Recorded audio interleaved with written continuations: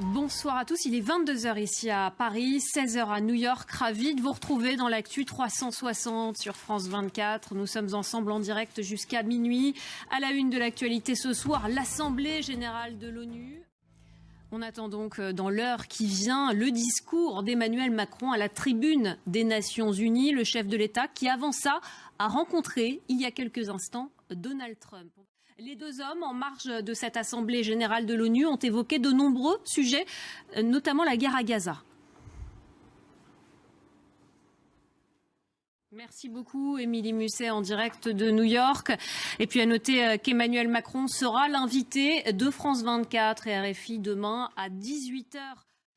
À mes côtés, David Rigoulet-Rose, chercheur spécialiste du Moyen-Orient, rédacteur en chef de la revue Orient Stratégique, auteur notamment de La République islamique d'Iran en crise systémique et de géopolitique de l'Arabie Saoudite. David Rigoulet-Rose, bonsoir. Bonsoir. Merci beaucoup d'être avec nous sur ce plateau. Emmanuel Macron doit donc s'exprimer tout à l'heure. Il va évidemment parler du Proche-Orient, mais pas seulement. Emmanuel Macron, qui aussi tout à l'heure a parlé à Donald Trump et qui a dit la solution militaire ne fonctionne pas à Gaza. Il a encore accentué sa position. Oui, il a réitéré effectivement la ligne française.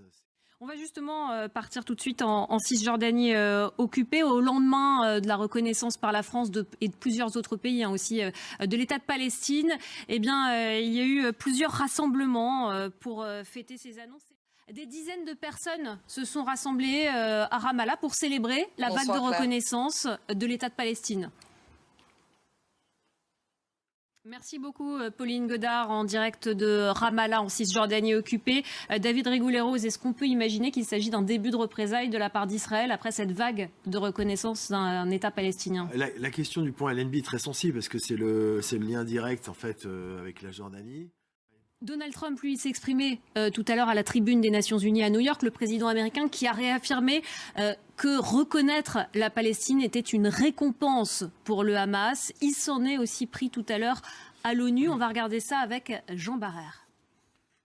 Gauthier Rybinski, c'était du grand Donald Trump. Il est revenu sur tous les sujets qui lui tiennent à cœur et toujours le même discours. Bon, alors... On va continuer à en parler de Donald Trump à New York en marche toujours de cette Assemblée générale. Le président américain a rencontré Volodymyr Zelensky, le président ukrainien. Une rencontre sur laquelle revient entièrement Gulliver Krag, notre correspondant en Ukraine. Donald Trump, Gauthier Rybinski, qui a assuré que l'Ukraine pouvait regagner l'intégralité de son territoire face à la Russie. Il a même dit que l'Ukraine pourrait aller plus loin que seulement reprendre ses territoires perdus. Comment l'interpréter ? Je ne sais pas.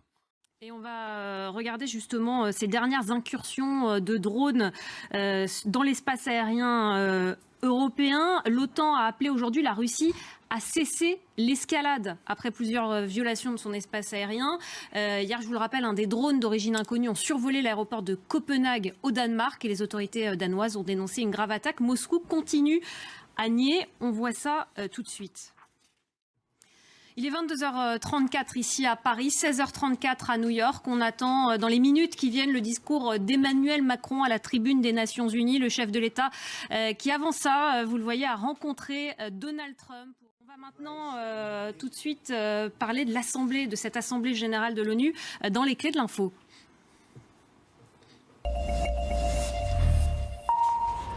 Avec vous, Cécile Galluccio, ce mardi, et donc pendant 6 jours, plus de 150 dirigeants du monde entier se réunissent à New York pour le débat général annuel de l'Assemblée générale de l'ONU, la GNU pour les intimes.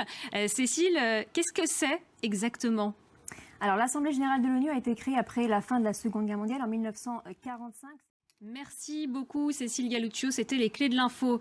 Et justement, on va parler de l'Iran, puisque l'Iran, le sujet a été évoqué dans les couloirs de l'ONU aujourd'hui. L'Iran, les représentants iraniens ont rencontré les Européens. Ça pourrait aussi être un sujet qu'Emmanuel Macron aborde tout à l'heure à la tribune de l'ONU. Le guide suprême, l'ayatollah Khamenei, a fustigé des négociations non bénéfiques avec les États-Unis.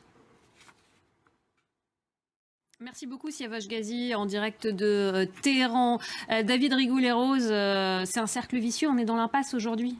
C'est le nœud gordien du nucléaire iranien. Vous restez avec nous, il est 22h49 ici à Paris, 16h49 à New York. On attend toujours Emmanuel Macron qui doit s'exprimer depuis la tribune de l'Assemblée générale des Nations Unies. On va en attendant faire un point sur l'actualité française, avec tout d'abord les suites du procès de Cédric Jubilard dans le Tarn. Il est accusé d'avoir tué sa femme. Ce matin, c'est la personnalité de Delphine Jubilard qui a été abordée, avec le témoignage notamment d'un expert psychologique. On regarde ça tout de suite avec Nathalie Pérez. Et nous avons appris ce mardi la disparition de Ziad Takieddine à l'âge de 75 ans des suites d'une longue maladie. L'homme d'affaires franco-libanais était le personnage central de l'affaire qui liait Nicolas Sarkozy à Mouammar Kadhafi. Il avait assuré avoir remis personnellement de l'argent au chef libyen avant de se rétracter en 2020. Jean Barrère. Y a-t-il un lien avéré entre autisme et paracétamol? Non, répond ce soir l'Organisation mondiale de la santé. Mais pourtant, Donald Trump, lui, en est convaincu. Le président américain a exhorté hier les femmes enceintes à éviter ce médicament. Sophie Samaï. En Asie, il a déjà balayé Taïwan et les Philippines. Désormais, ce sont Hong Kong et plusieurs régions du sud de la Chine qui se préparent à l'approche du super typhon Ragaza. Les autorités parlent d'une menace grave. Les écoles ont été fermées. Plusieurs vols ont été annulés. Rebecca Martin. Aux États-Unis, Jimmy Kimmel est finalement de retour à la télévision ce mardi. L'humoriste, animateur d'un late show très populaire dans le pays, avait été privé d'antenne sur ABC la semaine dernière. Une suspension après des propos accusant la droite américaine d'exploiter politiquement l'assassinat de Charlie Kirk, ce qui avait provoqué un vif débat sur la liberté d'expression outre-Atlantique. Regardez. On en vient à la disparition de l'actrice Claudia Cardinal. On vient de l'apprendre. Elle est décédée à l'âge de 87 ans à Nemours, près de Paris. 23h01 ici à Paris, 17h01 à New York. On attend toujours le discours d'Emmanuel Macron à la tribune des Nations Unies.